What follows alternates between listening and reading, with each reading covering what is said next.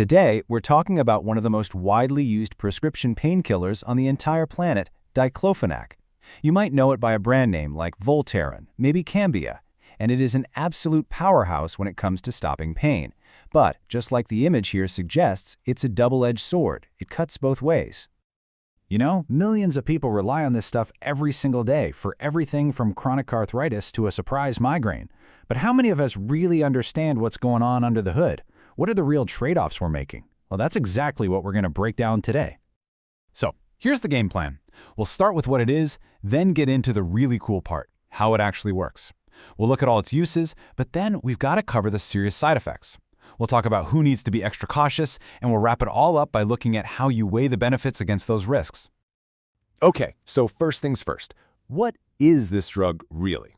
It's been a go-to for doctors for decades, but what are we actually talking about? It belongs to a family of drugs you have definitely heard of, NSAIDs. Think ibuprofen, aspirin, they're all in the same club. But Diclofenac has a reputation for being particularly potent. It's kind of like a triple threat. It nails pain, it crushes inflammation, and it can even bring down a fever. All right, now this is where things get really fascinating. The key to understanding Diclofenac, both its incredible power and its serious dangers, it all comes down to how it deals with two little enzymes in our bodies. You can think of them as two twins with completely different jobs. I mean, that's the big question, isn't it? How can one pill be so good at its job, stopping pain, but at the same time carry major risks for your stomach and your heart? Well, the secret is that it doesn't really know how to tell the good guys from the bad guys. So check this out. Let's meet those twin enzymes. First, you've got COX-1. Think of COX-1 as the housekeeper. It's always on, working 24/7 in the background doing all these crucial jobs, like creating a protective lining in your stomach and making sure your kidneys work right. Then you've got COX-2, the fire alarm. This one is usually quiet. It only gets switched on when there's an injury or an infection. This is the one that screams pain and causes all that inflammation and swelling. And here is the single most important thing to understand. Diclofenac is non-selective.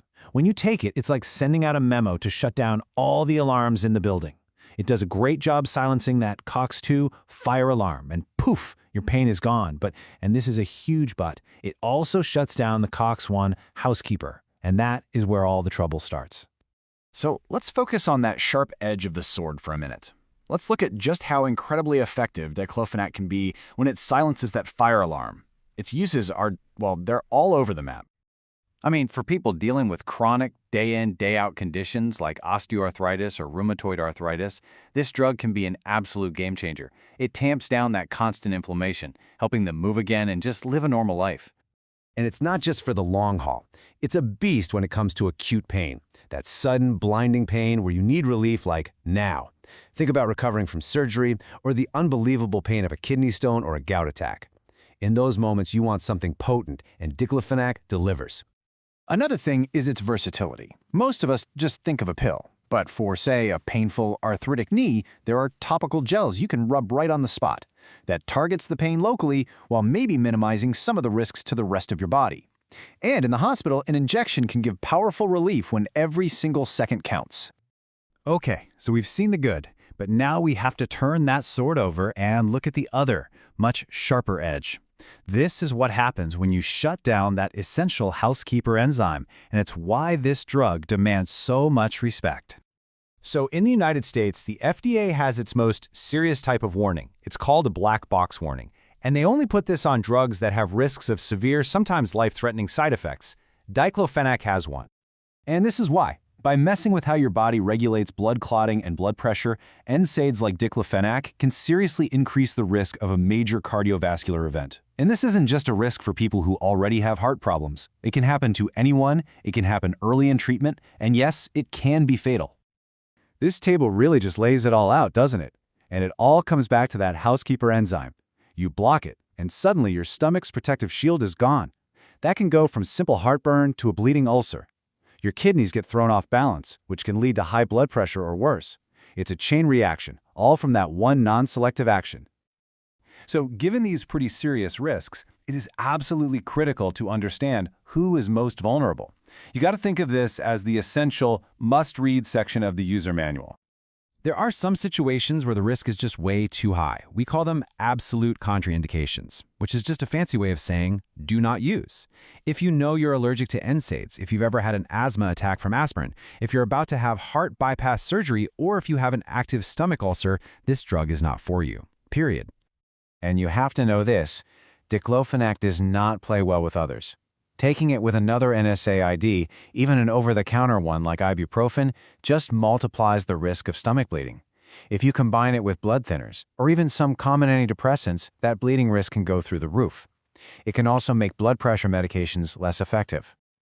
So all of this brings us to the final and really the most important part of the story, the calculation.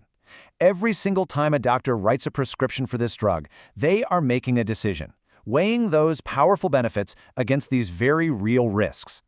If you take away just one thing today, please let it be this. This is the golden rule for any NSAID. The goal is always to use the smallest dose that gets the job done for the absolute shortest amount of time you need it. It's all about getting the relief you need with the least possible exposure to the risks.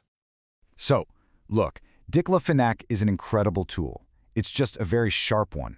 And let me be perfectly clear, this is not medical advice.